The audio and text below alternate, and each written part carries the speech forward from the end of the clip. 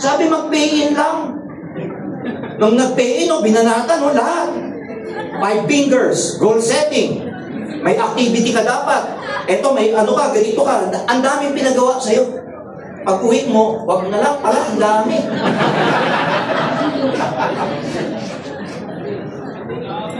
Purpose. Palitan yung mindset natin na nakafocus ka kagad sa pera. Yun ang maling mindset ng maraming tao. Let me tell you this. Value learning over money pag nagsisimula kayo. Ang mas i-value mo, matuto ka, ma-master mo.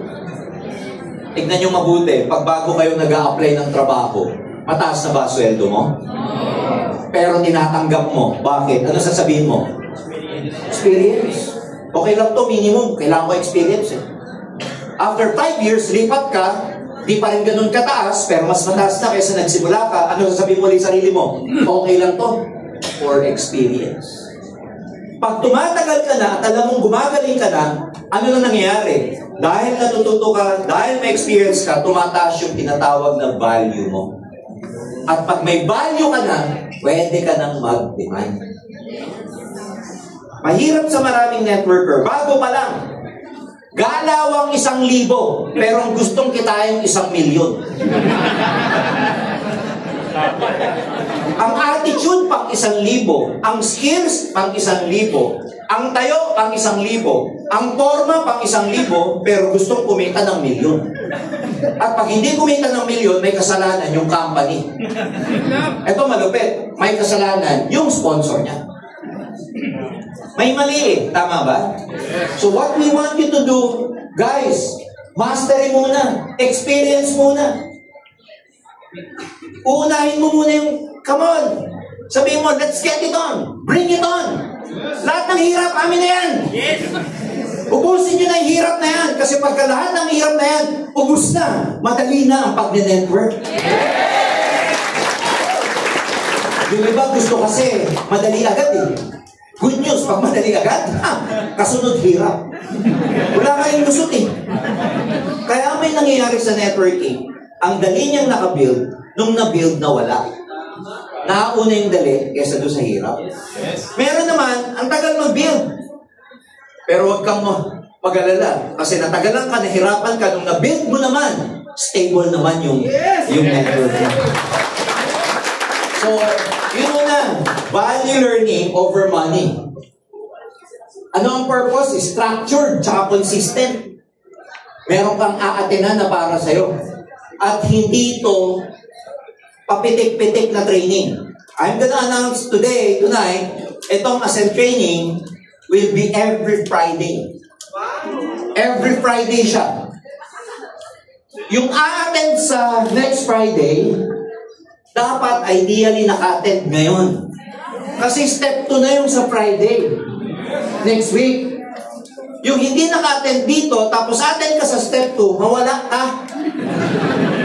Sana tayo.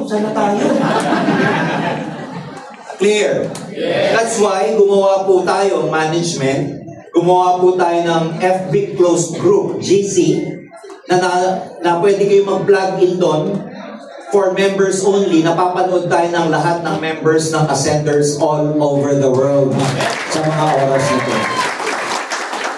Para po yung mga taga-out of town, Mindanao, Visayas, taga-Kuwait, Middle East, Africa, they're listening to us right now, meron din silang access sa training na to. So, structured siya. Pinag-aralang mabuti. Nagsunog po kami ng kilay dito. Wala pa po tayong opisina kung saan kami nagpupunta niyan, nila Sir Miko, nila Sir Jed. Suki kami ng mga restaurant sa paligid. Yumaman po sa amin yung Dennis, kung alam niyo yung Dennis.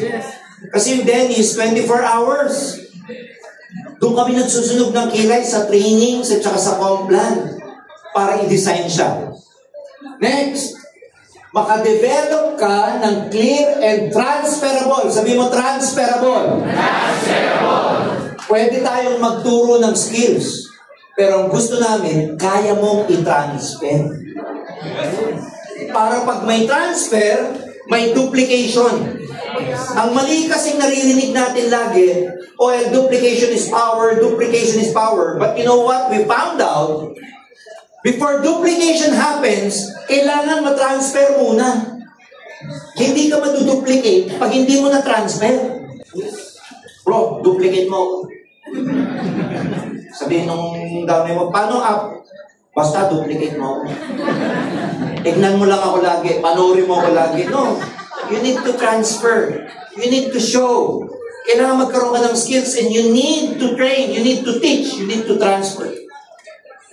Kailangan may transfer mo yung power mo. To a point na yung power mo, yung pagkakatransfer mo, mas kapagaling mo pa siya kesa sa'yo. So, hindi magkakaroon ng duplication kung walang transfer. So, gusto namin matuto kayo, malinaw na skills, from connection, to communication, to presentation, to closing, good news lahat yan. Whether offline or online ka, maa-apply mo yung ituturo ng Ascend sa inyo. Yan yung purpose. Ano yung program? So, 3 P lang yan eh. Para madaling tandaan, pinakita ko na sa inyo kanina. Di ba? Yung purpose, yung program, what is the Ascend program? In summary, this program is not just another training. So, hindi to training. Pag-a-attend kayo, attend ako ng training. Hindi. Huwag nyo sasabihin, attend ako ng training. Attend ako ng education. Pupunta ako sa school namin. Pupunta ako sa academy namin. Papalitan na natin yung mga word. Gets nyo ako? Saka pupunta ako sa academy. Ang gandang tawagin. Di ba? Ano yung academy? Tinuturo pa lang, hindi ko pa kayang i-explain. So, hindi siya training. Moderno, relevant, kasi maraming old na eh. Okay lang yung old, but if you put, if you rely on old successes and it becomes irrelevant, hindi ka na magiging successful in the future. Modern, structured, hindi laktaw-laktaw. Hindi ka pwede mag-English 3 nang hindi ka tapos sa English 1. Hindi ka pwede mag-calculus, mag-integral, mag-differential kung hindi ka tapos ng algebra. Structured siya. At dapat pasado ka bago ka pumunta rito. Pag hindi mo na isa to, hindi ka pupunta rito. Clear? Ito naman na maganda. Wala pong bumabagsak dito. We will make sure na lahat kayo papasa sa structured learning natin. Transformative education, nakakapagpabago. Hindi nang anyo, ha? Pag sadyang maitim, maitim na talaga. Huwag mong sabihin, atin ako dyan para pumutin ako. Dito. Transformative, created by Ascend International, uniquely designed para maging relevant in today's visionary network leaders and entrepreneurs. Pang-negosyante talaga. Kaya, academy siya. Don't worry, itong mga inatinan yung to, part na po to ng binayaran nyo sa enrollment package nito. Alright? Ayan, next. Let's set the right culture dito sa ating platform, dito sa ating environment. May mga bago na tayong tatawagin. Kasi nga, ang gusto natin mangyari, hindi na siya yung old school na networking. Hindi na up!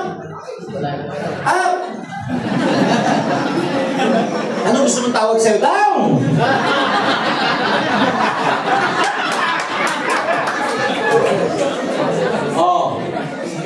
Pag may dala ka, papakilala yung sponsor mo, sasabihin mo doon sa first time mo, sa guest mo, bro, success partner ko nga pala. Ha? Kay sponsor ang tawag, success partner. Kay upline, yung upline.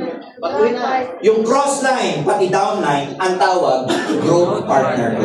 Growth partner! Growth partner ko. Kasama mo sa paglago. Ito, kasama mo sa pag-asenso. Ito, kasama mo sa paglago. Growth partner. Yung crossline mo, hindi na crossline. Crossline ko yan. Crossline ko. Growth partner niya siya. Yes! Okay lang i-shortcut na partner, pero mas maganda growth partner. Hindi na registration. Hindi na pay-in. May pay-in ka, may pay-in ka, ha? Enrollment na po. Enrollment na. Nag-e-enroll sila sa sistema para mag-aral at umasenso. Hindi na to yung registration lang. Kami po, pag